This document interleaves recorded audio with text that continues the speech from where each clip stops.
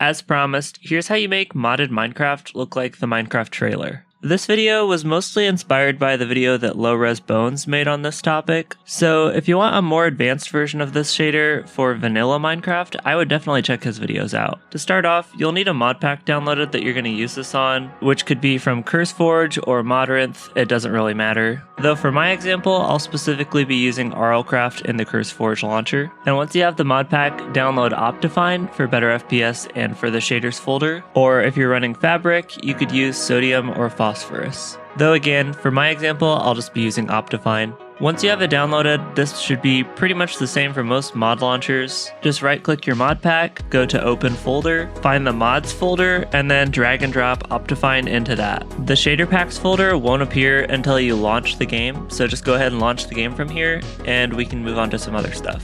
Click on your mod pack, go to add more content, and if you don't have this, you can just click the three dots, profile options, and allow content management for this profile, and search better third person and install that mod, which is a pretty optional mod, but honestly I think it makes the game look a lot more like trailer-y and immersive.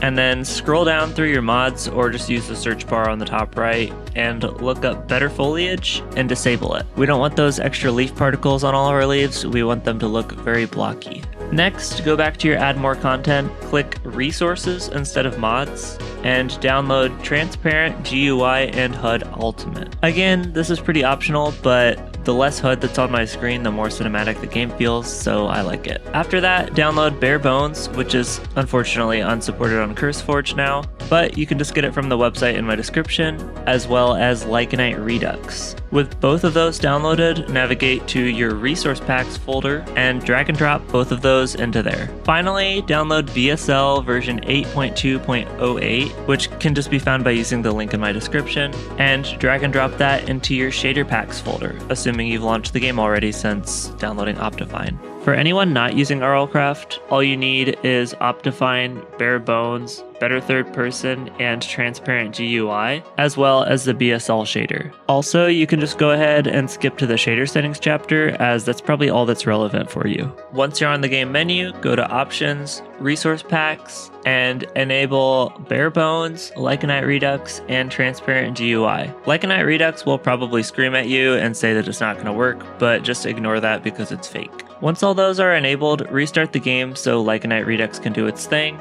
and once you're in the game, click Escape and go to Mod Config. Search Reskillable, click Config, go to General, and then disable Enable Reskillable tabs. This just means you'll have to use the hotkeys to get to your reskillable tabs, but it does make so your inventory does look a little bit less cluttered, especially with the fact that the tabs aren't transparent. Unfortunately, I don't really know how to get rid of the Level Up Reloaded tab, as there isn't really any config options for it. While you're in your inventory, however, you can click Ctrl-O, and that will get rid of just enough items, so you'll have a much clearer screen. Of course, you can just click Ctrl-O again and it'll come right back, but not having all those things on your screen does feel pretty nice. Okay, now that all that's done, let's move on to shader settings. Go to Options, Video Settings, Shaders, and click on BSL. This might freeze your game a while, so just be patient, but once it finally does load in, click Shader Options on the bottom right. First off, go to Lighting, drag your shadow map quality down by one setting,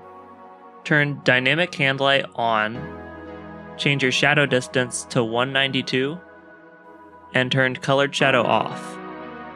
Finally, set the AO strength to 0.5. Next, go to the Atmospheric tab, change your clouds to vanilla, the fog density to 2, the light shaft strength to 0.5, the skybox intensity in skybox config to 0.25, and the sun intensity to 1. In sky config, change underground skyfix to on, sky desaturation to off, and sky ground to off. In camera settings, turn lens flare off and chromatic aberration to weak. Next, go to lighting settings. In light day, change blue to 200, red to 228, green to 208, and intensity down to 1.35. Set the minimum light intensity to 0.65. Then go to ambient day, set the red to 140 and the blue to 240. Next, under sky color, change red to 88 and green to 152. In nether colors, obviously you're going to see some biomes that aren't in this, so don't bother changing those settings. Just change the green to 0, the blue to 0, and the intensity to 0.6 in nether wastes. And finally, for color, just bump block light intensity up by 1 notch. Under extra, change the outline to dungeons because I like dungeons. Change world curvature to on and set the world curvature size to 2048.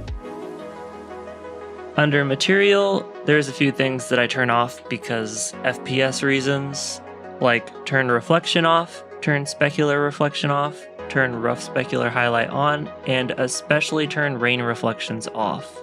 I don't really think this shader does rain reflections very well because it lags my game like way more than anything else. Next, go to water, change water texture mode to vanilla and water alpha mode to vanilla. And also turn normals off. In color grading and tone map, turn color grading on, tone map lower curve to 1.2, tone map white curve to 1.5, tone map upper curve to 0.8, and saturation to 1.10. In the color grading config green channel, change green value to 248 and green blue value to 80. And finally, under animation, change the animation speed to 0.5. At this point, your game's gonna look pretty good, but I honestly feel like it looks pretty blurry. So typically, my fix is just change my render quality up to 2 times instead of 1 times, which obviously is gonna affect your FPS a bit, but it wasn't as much as rain reflections, so I didn't really mind. Also, what the crap, I thought I turned that off. Just go to better foliage config and make extra leaves disabled.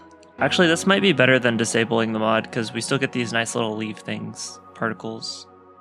Oh yeah, I also don't really have any clouds in my sky, which you can fix by going to options, video settings, details, and changing clouds to default.